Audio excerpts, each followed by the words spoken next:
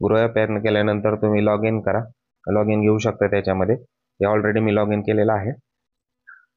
नंतर इथे येतं असं एक इंटरफेअर येतो मोबाईलमध्ये. आपण मोबाईलमध्ये इंटरफेअर येतो. इथं आपल्याला दिसू शकतं. हे स्टॉक आहे. नंतर हे म्युच्युअल फंड इथं हे म्युच्युअल फंड इथं आहे. हे UPI-द्वारे आपण पेमेंट करू शकतो. आपण क्लिक करूया म्युच्युअल फंडला.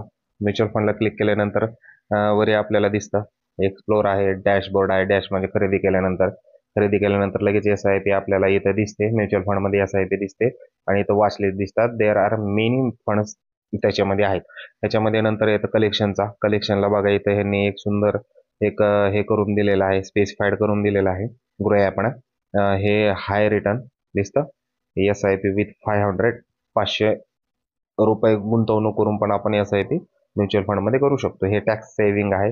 जे नोकरदार आहेत किंवा टॉपमध्ये बिझनेसमॅन आहेत त्यांना जर सेव्हिंग करायची असेल तर तशा प्रकारे सुद्धा म्युच्युअल फंड आपल्याकडे उपलब्ध आहेत ह्या ग्रो ॲपमध्ये. त्याच्यामुळे आपण ग्रो ॲपमध्ये ह्याच्यामध्ये आपण एक इंडेक्स फंड आपण त्याच्यामध्ये पाहिलेला आहे. त्यानंतर आपल्याला लार्ज कॅप असतं. हे लार्ज कॅप दिसू शकतं. मिड कॅप एक इंडेक्स असतो आणि एक स्मॉल कॅप एक म्युच्युअल फंड असतो. हे 3 असतात म्युच्युअल फंड. कधी लक्षात घ्या. हे डिवाइड केलेले आहेत म्युच्युअल फंड हाऊसने, की स्मॉल कॅप स्टॉक्स बाबा ह्याच्यामध्ये, मिड कॅप ह्याच्यामध्ये, लार्ज कॅप ह्याच्यामध्ये स्टॉक आपण घेणार ते घेतात. मग आपल्याला समजा आपल्याला एक उदाहरण म्हणून आपण एक स्मॉल कॅप मध्ये आपण गुंतवणूक करायचा एक प्रयत्न करू स्मॉल कॅप इंडेक्स फंडमध्ये.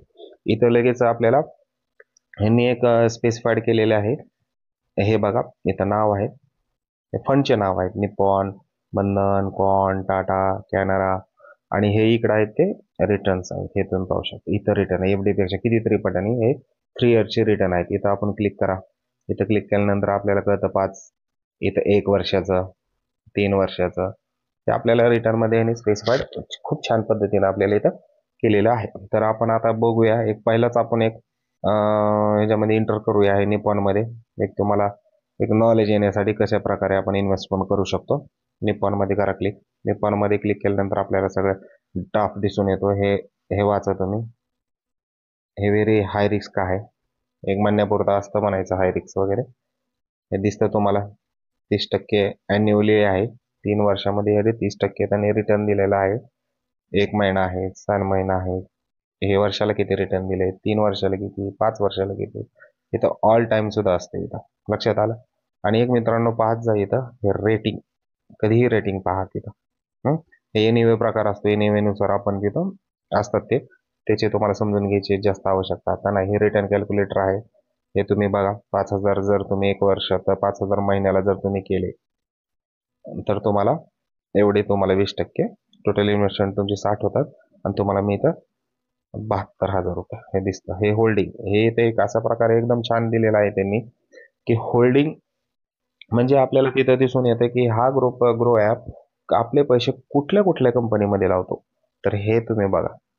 हे सगळे होल्डिंग आपल्याला दिसतात. हे दिसू शकतं तुम्हाला. HDFC मध्ये त्यांनी 1% आपल्या पैसे लावलेत म्हणजे 1,000चा 1 रुपया आपल्याला लावलेला आहे. पुन्हा ट्यूबमध्ये आहे, मल्टी आहे, ओल्टॅप आहे, अपार आहे, किर्लोस्कर आहे, भारत आहे. असे 215 ह्याच्यामध्ये स्टॉकमध्ये जसं मी तुम्हाला म्हणलं होतं बास्केट ऑफ स्टॉक आपल्याला एक पॉझिटिव्ह ऑब्जेक्ट आहे ह्याच्यामध्ये. हे तुम्हाला दिसू शकते एवढे एवढे पैसे आपले एवढ्या एवढ्या टक्क्याला ह्या कंपनी त्यांनी लावलेले आहेत फंड मॅनेजरने. हे दिसतं आपल्याला. हे झालं. इथं रिटर्नचं आहे. रिटर्न मग पाहिलेलंच आहे आपण कशा प्रकारे ऑल टाइम रिटर्नचं लक्ष द्या. All time return expense ratio आहे. एक्सपेन्स रेशो जर तुम्ही 1 वर्षाच्या आत जर म्हणजे पैसे विड्रॉल केले किंवा स्टॉप केले SIP तर 1% तुम्हाला त्याच्याऐवजी द्यावं लागेल आपल्याला. बाकी काय एवढे मुष्टी महत्वाचे नाही आहेत. आपण नंतर पण पाहू शकतो. एक ओव्हरऑल एक आपण फक्त हे करतोय. आता बघा इथे स्टार्ट SIP म्हणून आहे. डायरेक्ट स्टार्ट SIP करा. पैसे किती 100 रुपये. स्टार्ट SIP 100 रुपये. हां ओके. हे आलं. OTP घेतला. OTP घेतला. OTP आला. OTP आल्यानंतर डायरेक्ट गुगलला जातो.